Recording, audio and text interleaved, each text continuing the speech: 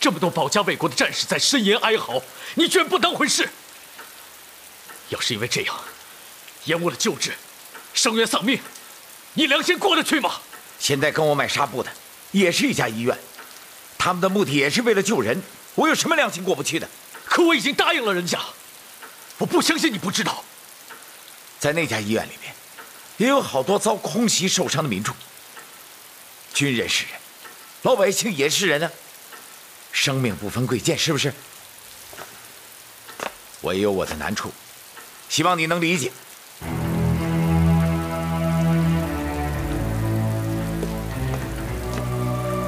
你告诉我，是不是人家付的钱比我多？是不是？浩然，维持一家工厂生存不容易。我们厂看似生意红火，其实利润不高。现在正好可以赚到一笔，那为什么不赚？那我呢？我怎么向朋友交代？有多难交代啊？你就直接告诉他，因为原料缺乏，不能按时交货，这种事也是常有的，请他谅解。你可以失信于我，可我不能失信于朋友。早知道你会这样，当初爹给我的股份，我就不该让给你。今天你也就不可能这样，唯利是图，为所欲为。你以为经营工厂这么容易吗？我想方设法，就是想让工厂生存下去。我唯利是图，是我唯利是图。我告诉你，如果爹把这个厂子交给你，早就被你给败了。这20年来，要不是我这个唯利是图的人顶着，这厂子早就关门了。我不想听这些。现在我改变主意了，我愿意接受你所说的，要1半的股权。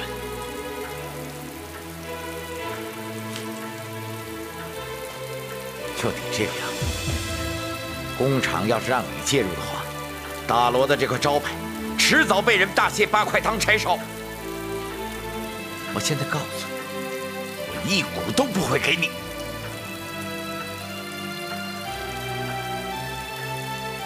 好，今天我总算看清你了。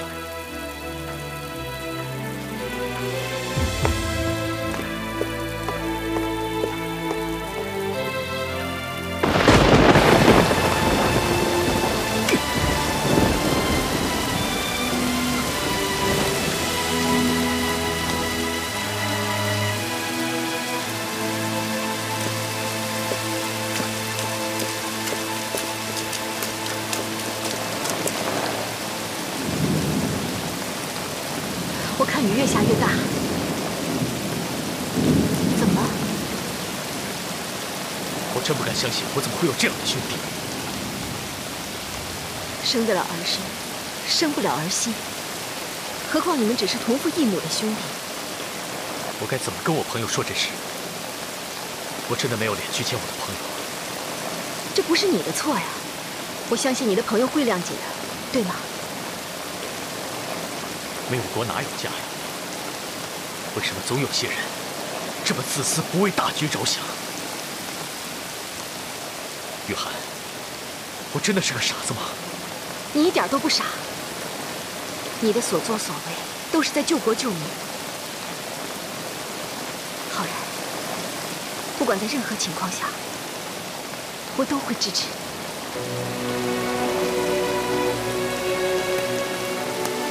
谢谢。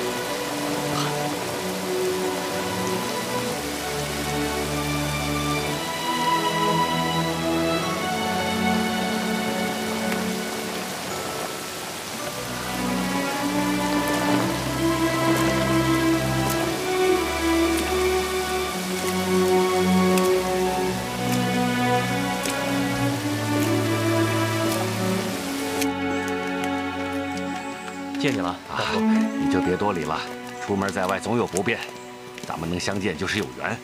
哎，只是这粗茶淡饭，委屈二位了啊。您别这么说，要不是您收留我们一晚，我们2个就要露宿在荒郊野岭了。哎，大叔啊，我想问一下，从这往里走有没有种植棉花的农户啊？这我可不敢保证。因为我也好几年没敢往里走了，不知原来住那儿的农户搬走了没有？没敢往里走，为什么？我告诉你啊，那山里面有鬼。啊？有鬼？您别开玩笑了，您见过吗？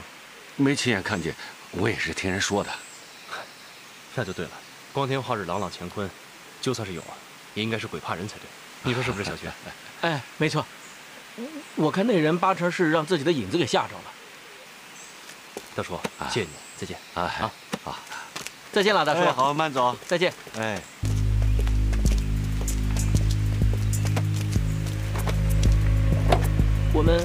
我们是掉头回去呢，还是继续往前走？继续走啊。哦。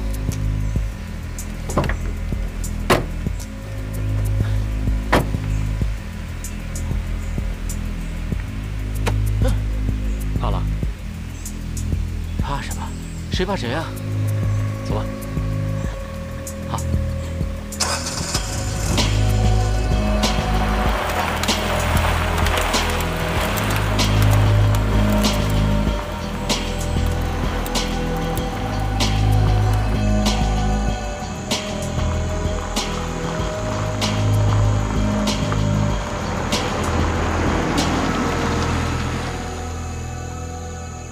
这荒山野岭的，哪有什么农户啊？真不该逞强，当初就该听大叔的话。现在怎么办？既来之则安之嘛。大白天的有什么好怕的？怎么，你还想往里走啊？我们回去吧。哎，你看，哎，你干嘛？干嘛去你？拍张照，快点回来啊！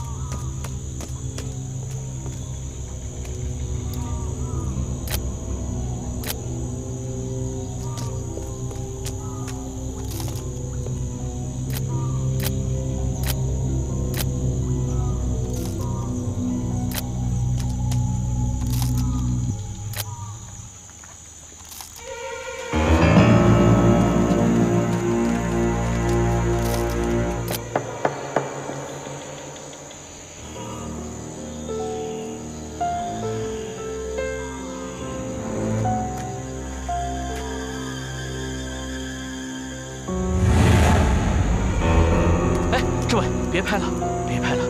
我看这个地方不安全，我们赶快回去吧。你看你，鸟都让你吓跑了，哎，真是。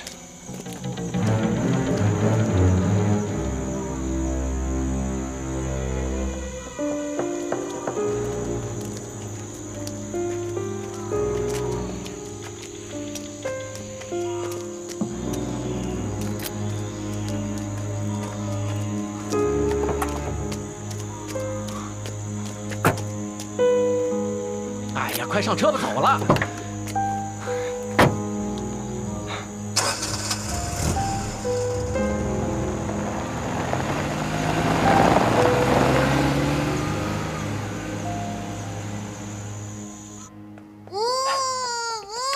康康，小心点啊！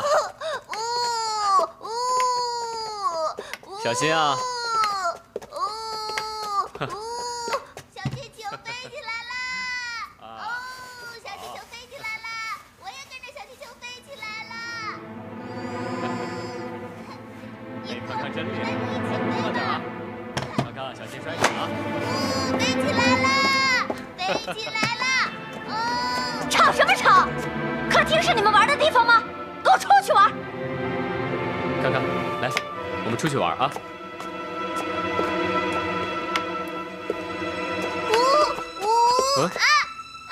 气球！哦，我的气球！小心啊，康康，不要跑啊！气球飞了，回来！康康，小心点！快回来，我的气球！气球，气球！还吵还吵！我说的话你们都听不懂吗？啊！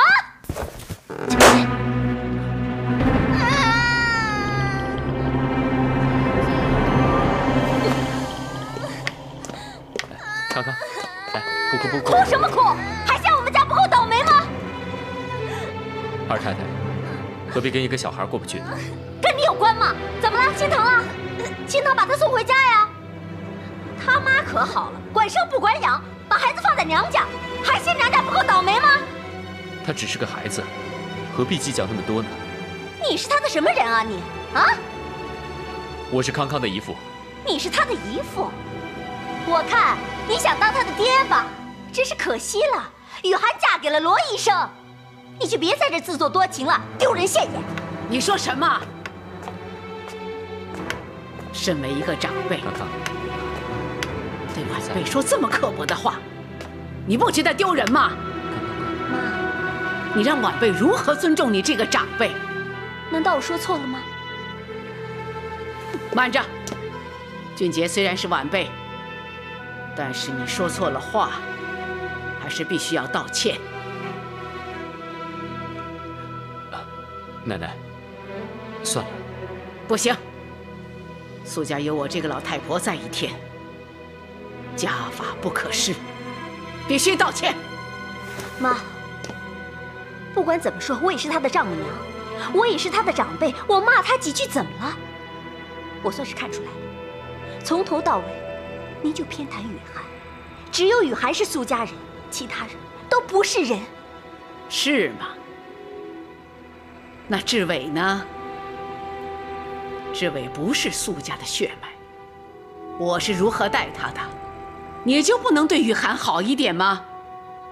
不管怎么说，雨涵可是伯庸的亲骨肉啊！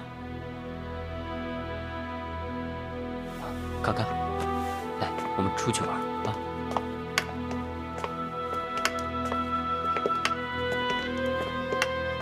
妈，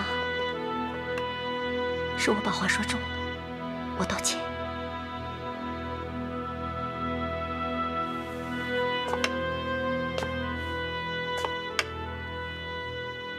这可是你自找的。你搬出去一阵子，以为你会好一点，结果还是一样。像你这样，你叫我如何劝志伟原谅你这个做母亲的？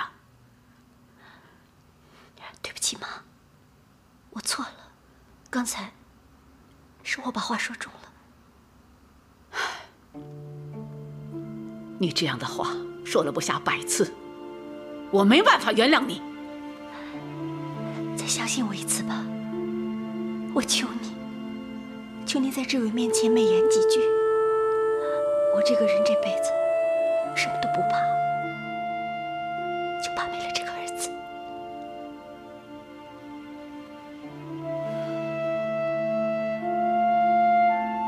好，我就再信你一次。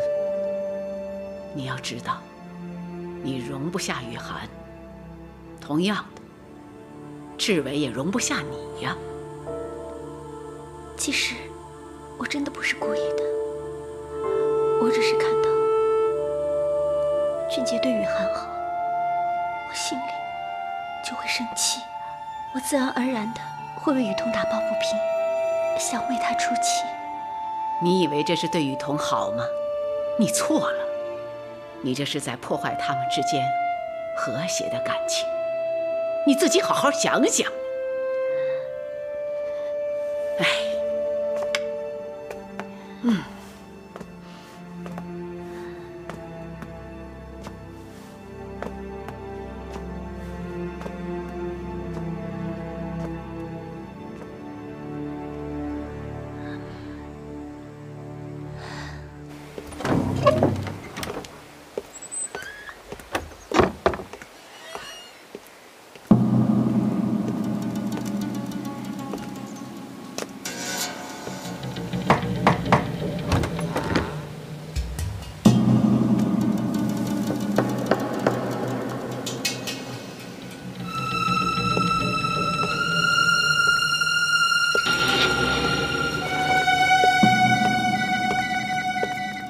小谷小姐，找我有什么事？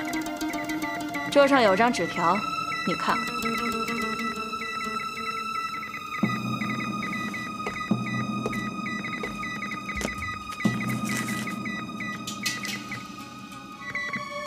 这是车号。能看得出来这是哪里的车吗？第一个字是鱼，这应该是本地的车。本地的车，这就容易多了。你马上帮我查查，这是谁的车？这车怎么了？这车进了山里，看到了不该看的东西。所有的人全都伪装了，应该看不出什么才是。小谷小姐，您是不是多虑了？宁可错杀100，不可放过1个。做大事就必须记住这个准则，明白吗？后续纱布供应的事情都谈妥了？没问题。运军火的路子也找到了。对方是什么人？靠不靠得住？商会会长，小谷小姐，您放心，对方眼里只有钱。钱不是问题。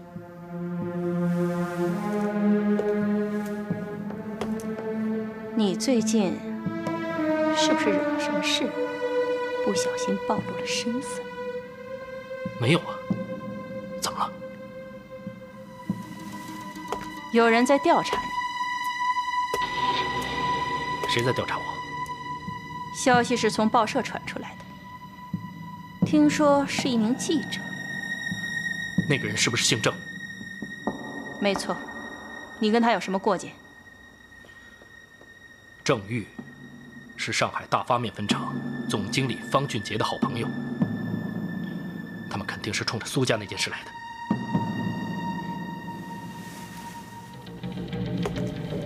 真的只是这样？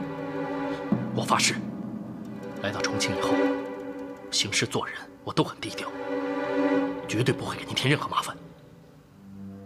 记住，出入的时候绝对要小心，不要被任何人发现。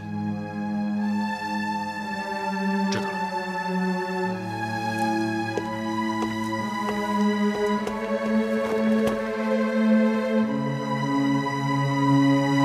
记住，这次活动宣传攻势一定要大，希望能起到抛砖引玉的效果。我们这次开的工商界募捐的盛大酒会，一定要让他们觉得能够参加是无上光荣，让他们乖乖的把钱掏出来。我列了一份名单，里面的大老板大部分已经答应来参加了，只有少数还没有答应。说服他们是你的责任，务必要让所有的人都出席。好。这是我任工商会长最重要的一件事，关乎到我的威望和名声，只许成功，不许失败。我知道，我一定会全力以赴的。还有，我知道没有钱是办不了事的，所以我拨了一笔经费让你来用，你就放手去做吧。谢谢。去吧。好。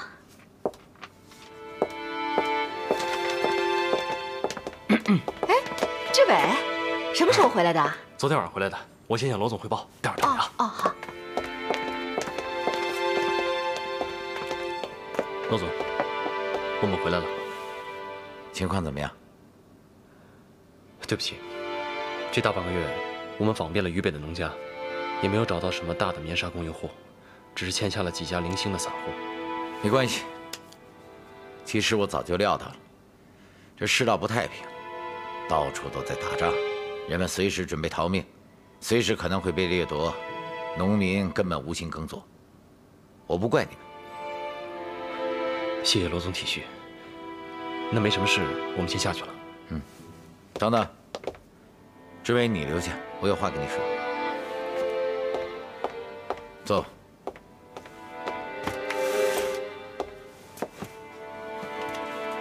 你不在的时候呢，因市场的需求，厂里开始生产棉纱。为了不增加同仁的工作负担，我请了肖剑来帮忙。但是肖剑呢，又有他自己的地产生意，我只能请他兼职来做我的特别助理。你跟他是老同学了，应该不会介意他取代你吧？这是罗总您的权限，您怎么安排我都同意。不，我很在意你的想法，不管什么都可以摊开了说。我想知道我接下来的工作内容是什么。以后啊，你和小徐一组，专门负责棉纱的开发，你觉得怎么样？我没意见。那就好，这次辛苦你了，我会叫会计部门发一笔奖金给你们的。谢谢罗总。你去吧。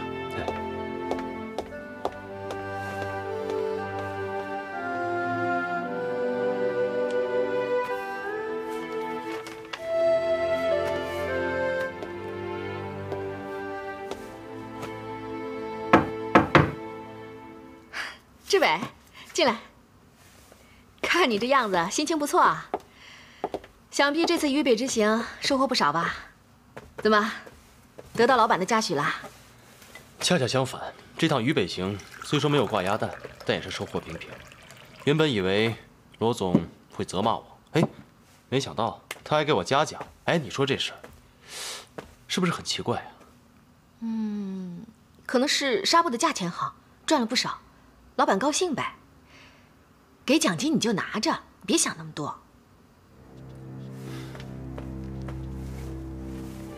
有件事情很奇怪，萧剑来大罗兼差，当罗总的特别助理。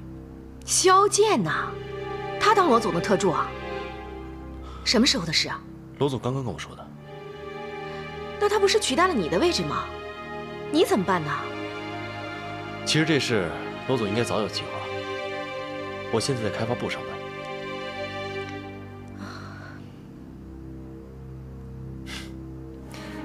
哎，其实我觉得这样挺好的，我很喜欢开发部这份工作，我真的很喜欢。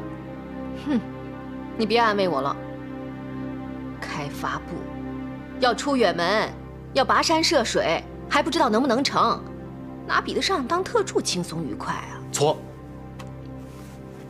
你有没有听过“伴君如伴虎”啊？其实出门在外，天高皇帝远，我可以游山玩水，逍遥自在，真的是不错。你才出差一次，就那么大感受啊？哎呀，我现在跟你说了，你也不明白。等我把照片洗出来啊，看完你就明白了。行吧，只要你自己喜欢就行，我呢就不替你操心了。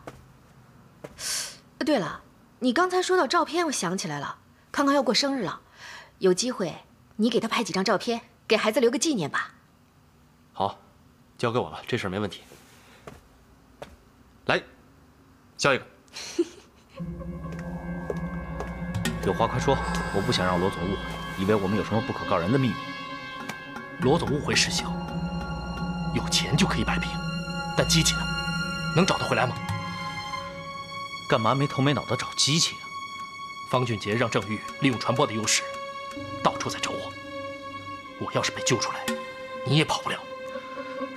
方俊杰已经瘸了一条腿了，还那么不安分。苏家的事不是已经平息好了一阵子了吗？怎么方俊杰突然要找你啊？方俊杰在医院看到了我，以他的个性，他一定会纠察到底。也太不小心了吧！我以为陪方俊杰去医院做复健的是雨桐，谁知道是雨涵呢？以我现在的能力，还钱不是问题，但机器就变不出来了。再逼我只好跟方俊杰同归于尽了。来找你，就是想让你想办法把这事压下去，让郑玉不要再查下去了。先别那么悲观嘛，报社有报社的规章制度，没凭没据的，他郑玉也不敢乱写。我就是怕他查到证据，我怕郑玉哪天在报上写篇文章，我就吃不了兜着走了。以你在此地的人脉，我也是初来乍到，人脉没你想那么广。我要是出了事儿，你也别想闲着，我会拉你做垫背的，我俩一块儿死，省得你一个人孤枕难鸣。以郑玉的个性，还有他和方俊杰的交情，想用势力来压制这件事情，估计是行不通的。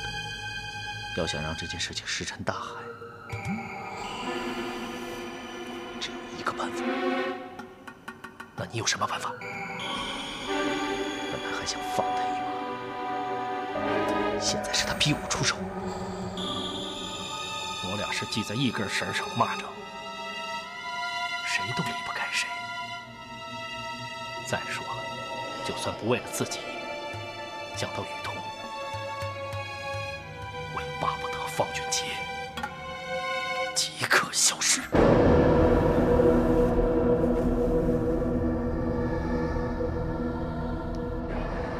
祝你生日快乐，祝你生日快乐，祝你生日快乐。生日快乐！康康许个愿吧。好，我祝大家身体健康，还有我的祖奶奶长命百岁。哎呦，谢谢康康。爸爸和姨父呢？爸爸在医院呢，病人要是找不到医生，他会痛的。对呀，姨父啊，他要去复健，要赶快好起来，就可以带康康出去玩了，对不对呀？对。哎，哦，我们吹蜡烛，吹蜡烛，来， 1、2，志伟，我们拍张照吧。好，来，来，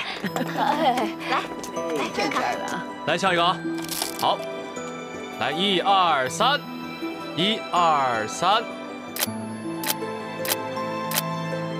来再来一张啊。好，好，来，妈妈抱。来1、2、3。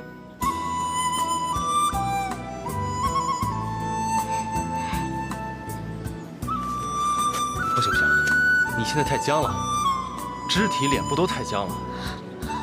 我有什么办法呀？我的身体就是不听使唤嘛。那你往那边靠一点，靠近那棵树啊。那边？对，就那个。哎，别，你别，你把这个手啊放下来，你不要抓着树，你面向我啊，要放松，你得微笑，就这样。对，放松，深呼吸。对，想点开心的事，看我，想点开心的事啊！1、2、3，笑一个。看这边。好。啊，再换一个动作。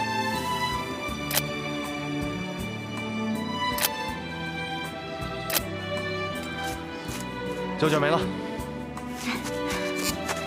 我刚才照的怎么样？你刚才想什么呢？笑得那么开心。我是想啊，世界这么大，我们2个不同地方的人能在这里相遇，还变成好朋友，我就开心。好了，胶卷已经拍完了，我可以拿去洗了。我帮你拿去洗啊，我认识一家照相馆的老板。感谢。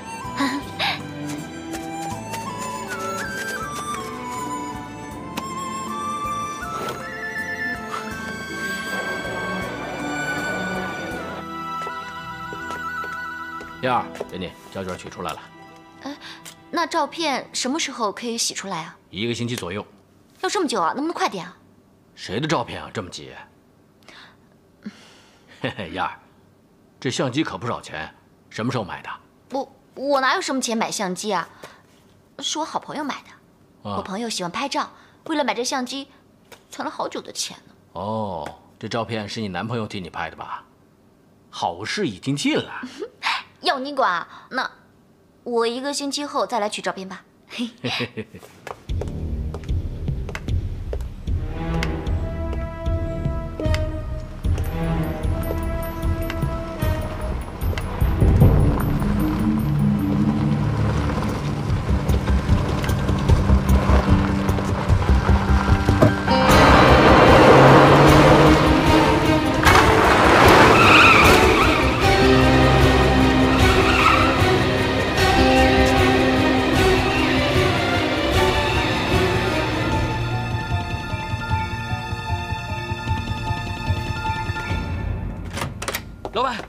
老板，出事了！炮哥那边失手了，让方俊杰逃走了。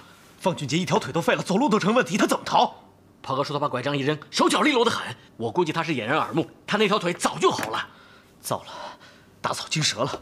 接下来方俊杰肯定有所防范，这下麻烦了。既然这样，那就用杀手锏吧。都准备好了吗？准备好了。本来那帮人对大陆棉纱还有所顾忌，不过我都花钱打点好了。好，明天我要见报。好。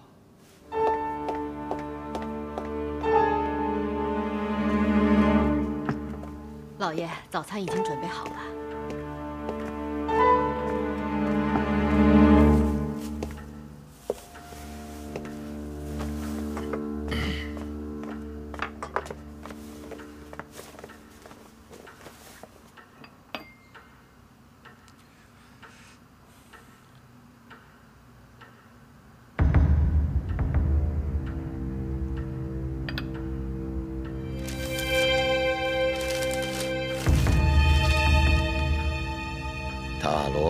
联沙总经理罗浩东目光独到，洞察先机，早于其他企业内签5年，赚了不少钱。可人心不足蛇吞象，罗总以大罗棉纱为掩护，大发国难财。只要相关部门有心调查，一定会大有斩获的。老爷，您的电话。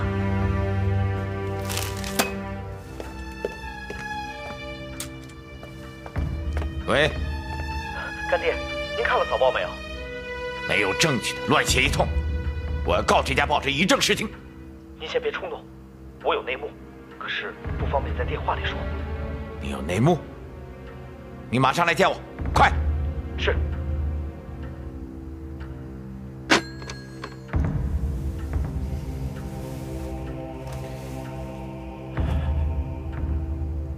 报上的这篇文章到底是谁写的呀？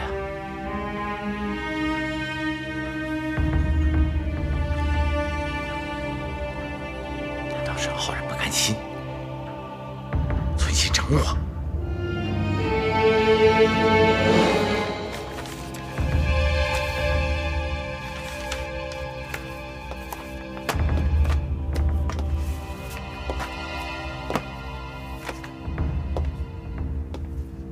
哎，罗总，罗总，你有什么吩咐吗？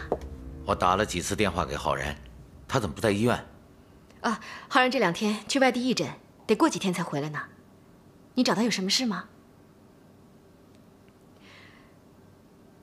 浩然如果打电话回来的话，我可以转告给他的。啊，那天浩然从我这儿离开回家后说了什么？浩然一直都很尊重您这位大哥。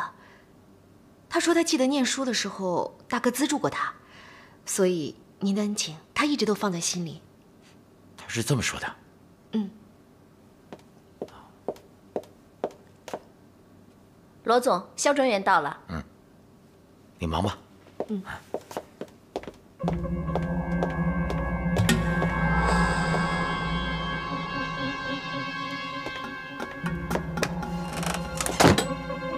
干爹，查到什么了？我知道报上投书是什么人干的了。谁呀？方俊杰。方俊杰？就算不是他亲手干的，这事跟他脱不了关系。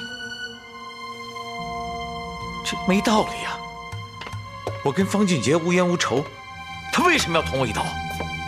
方俊杰对罗浩然抢走苏雨涵就一直耿耿于怀，这次他终于找到机会出手了。浩然是浩然，浩然从来不管大罗的事，账怎么能算到我头上？方俊杰他不会这么想啊，他只看到你们2个是兄弟。就算方俊杰要报仇，他怎么知道我这些事儿？这事恐怕和金先生有关系。小金，我听说方俊杰一直在到处找小金，或许就是因为这样，才发现了一些蛛丝马迹。这方俊杰跟小金什么关系？为什么会扯上小金呢？这我就不清楚了，我也不方便问。就算问了，我跟他没那交情，他也不会告诉我。干爹，我看您还是亲自去问小金，或许能探出些什么事情来。喂，我是罗浩东，哪位？警察局葛卫。葛局长您好。我看了晨报。罗老板，现在可有时间到警局来一趟？我有事请教。局长，这件事肯定是有人陷害我怎么能做出这种事？不管怎么样，从程序上说，你都应该到警局来一趟，亲自做一下解释。那好吧，我现在交代一下，马上过来。快，我去警局之前一定要见到小金。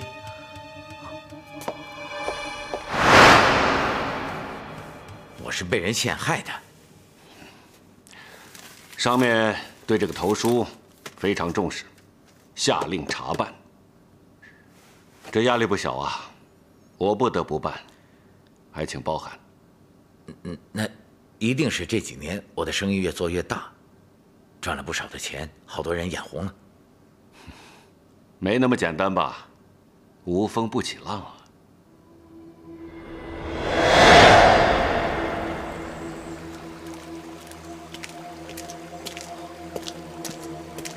罗老板，你看过早上的报纸了吗？我听说方俊杰一直在调查你，你到底跟他有什么过节，还把我也拖下水了？说。好吧，事到如今，我就不瞒你了。其实我的真实姓名叫华安，曾经在上海大发面粉厂做过事。苏老太太是我远房姨婆。原来你就是华安呢！我听家里提起过你，你倒卖大发的机器，卷款潜逃，怪不得方俊杰他会对你穷追不舍呢。我没有背叛苏家，事实是苏家要迁厂的事早就被人盯上了。我在押送的途中被劫匪抢了，差点连命都丢了。那么，你为什么不向他们解释清楚，反而逃跑呢？我怎么解释？姨婆那么信任我，我居然把事情给搞砸了。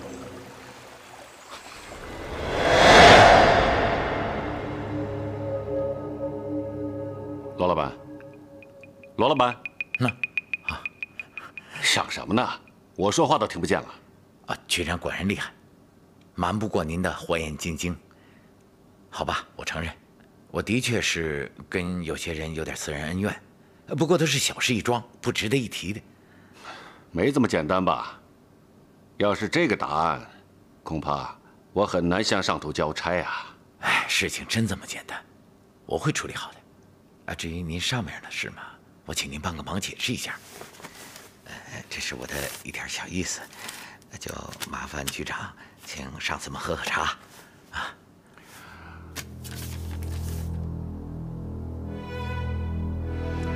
好吧，我帮你找个借口。你知道不知道，是什么人投书啊？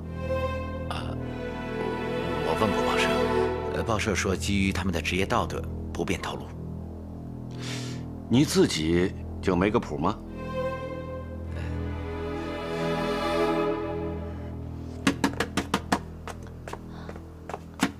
来了来了。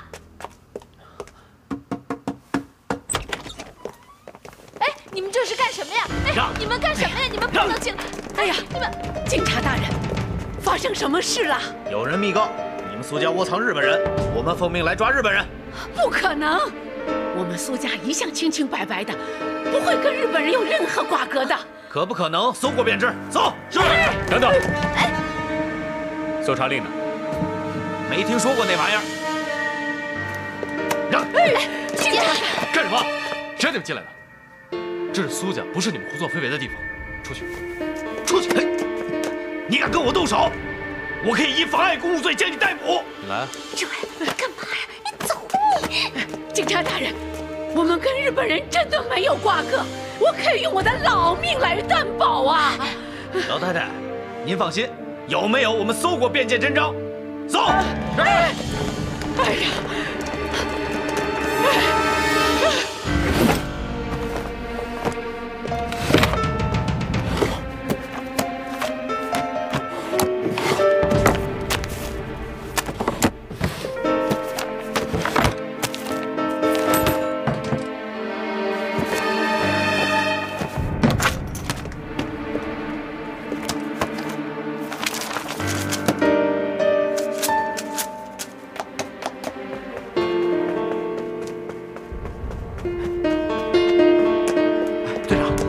搜到，队长没有，队长没有，怎么样？搜到日本人了吗？啊？在我们家胡作非为，你们这是扰民，我可以告你们！别说。队长，队长，我搜到这个，哪个房间搜到的？2楼最里间。谁的房间？我的，把他给我带走！什么？志伟，等会儿。凭几张日币就要抓我，这是法律哪一条？这几张日币就是通敌的证据，带走。哥，志伟，奶奶，你怎么了？志伟，志伟，奶奶，您别急。怎么会这样啊？怎么会这样？别太着急。喂，葛局长家吗？请葛太太听电话。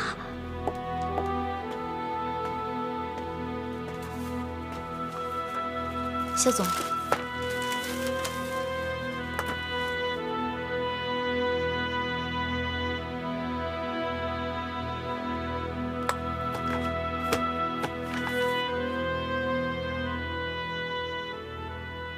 雨桐，雨桐，你脸色看起来不太好，不舒服吗？我家里出事了，也不知道是谁告的密，说我家窝藏日本人，警察一大早就来我家抓人了。抓走了？抓走了，这可怎么办啊？哎呀，雨桐啊，你别太着急了，国家是有法律的，只要他是清白的，就肯定不会有事的。哎，对啊，如果是冤假错案的话呢，马上就会放出来的。可警察在志伟房间里搜出了几张日币，他们就是因为这几张日币才抓的人。我看这次不会那么容易放出来。警察在志伟的房间搜出日币，那他们为什么要抓走方俊杰呢？俊杰？